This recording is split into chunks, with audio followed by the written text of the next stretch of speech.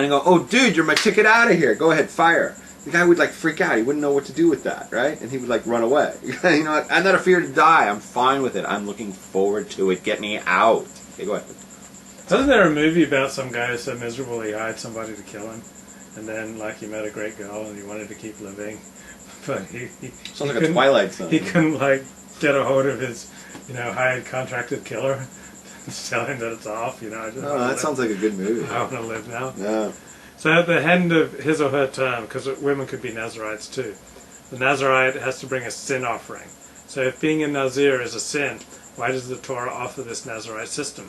Because the Torah understands that some people are into abstention. If you want to abstain, this is the way you do it, the Nazarite system. And if you want to indulge, this is the way you indulge. Right, and like I said before, to abstain is a sin.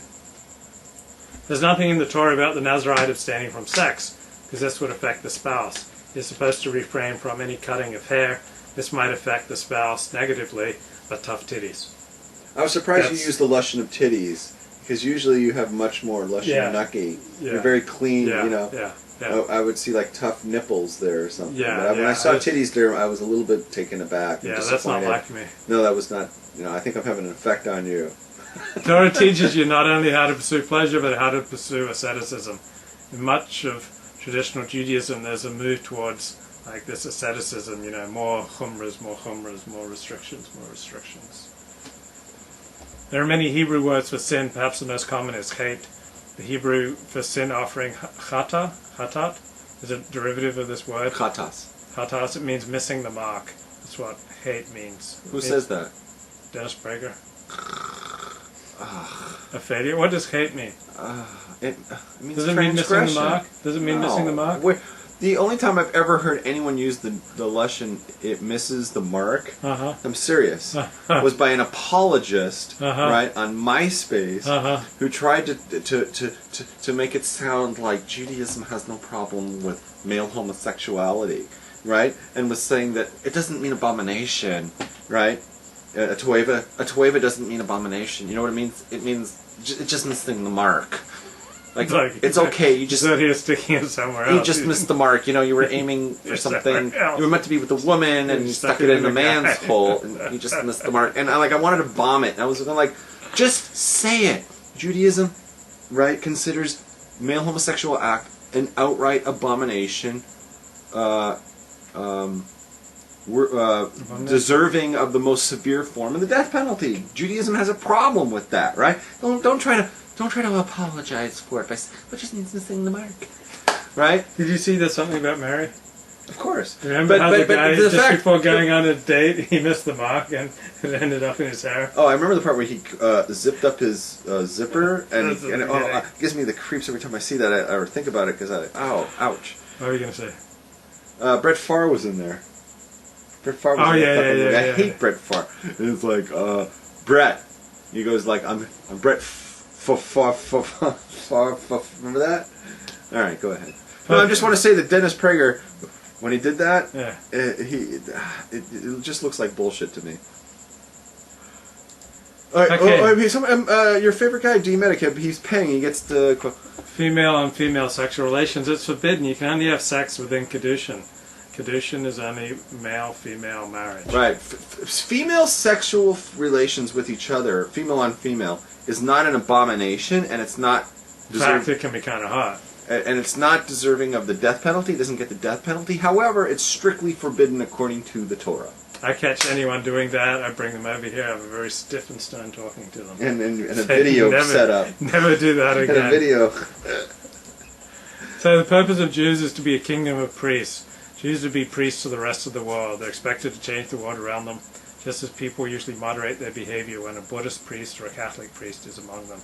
Like if there was like a priest in here, we wouldn't be talking about blowjobs. Right. I thought the fact that you had the long beard might...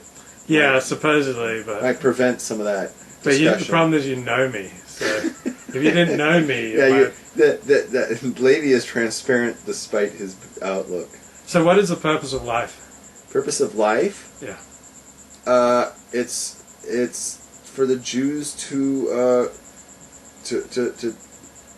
it's for the Jews to follow Torah and do the mitzvahs. Well, Dennis Prager says the purpose of life is to enjoy it.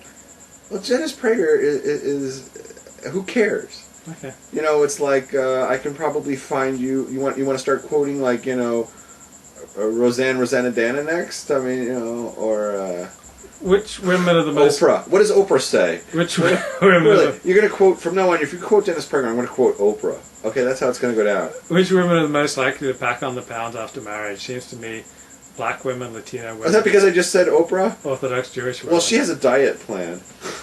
You ever been on her diet, the Oprah diet? How should heterosexuals keep their bar from going gay? Keep the bar? Their bar. The bar?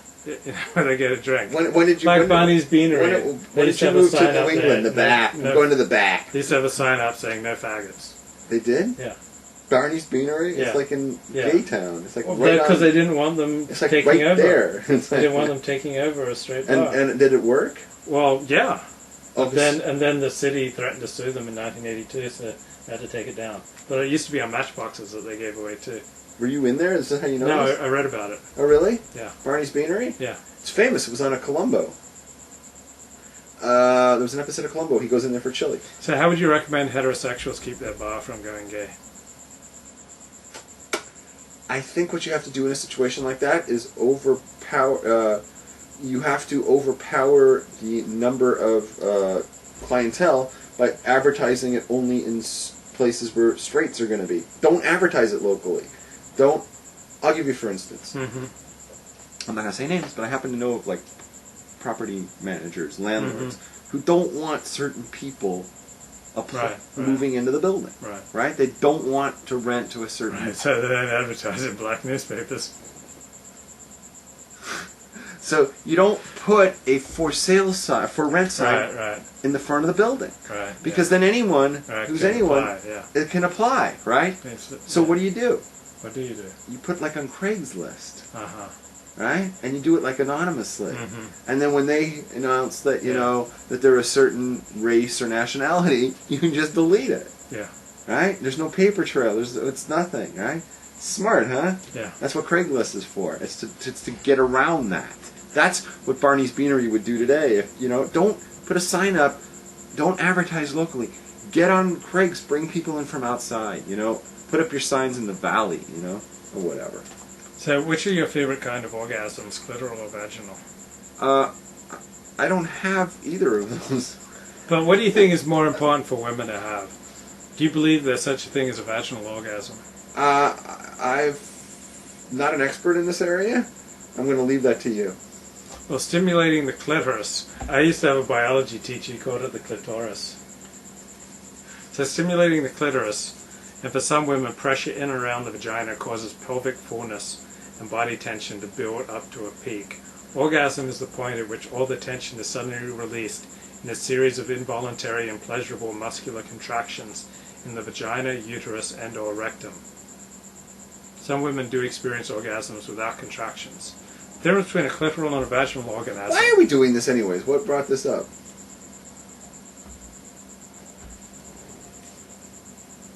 Just seemed like a nice night to end on. We're not going to end. I have notes on the Parashat. Oh, okay. So bottom line is, what do you answer the question yourself without reading us this whole thing? Well, I really don't think they're vaginal orgasms. I think they're only clitoral orgasms. So I think the vaginal orgasms are myth. Like, I think if you think you're having a vaginal orgasm, you're having a clitoral orgasm, you're just feeling it, you know, in your vagina. What about through the workman's entrance? Yeah. That's a very special and exquisite type What about this? What about this? I've heard stories that women can have orgasms without any of that, without any stimulation. Yeah. You know, like rare. They see like a certain dress on sale. Right, are they like tuning into Torah talks? Yeah, like how do you explain that? Yeah, women are amazing creatures, but like most women I've known do not orgasm through intercourse. Okay. Because this is what the first thing they tell you when you start talking to them. No, but I did Hi, I'm Lady. Girl on the first date tell me she doesn't do anal. Oh, you told us pretty that. Much how's that going? Deal killer for us.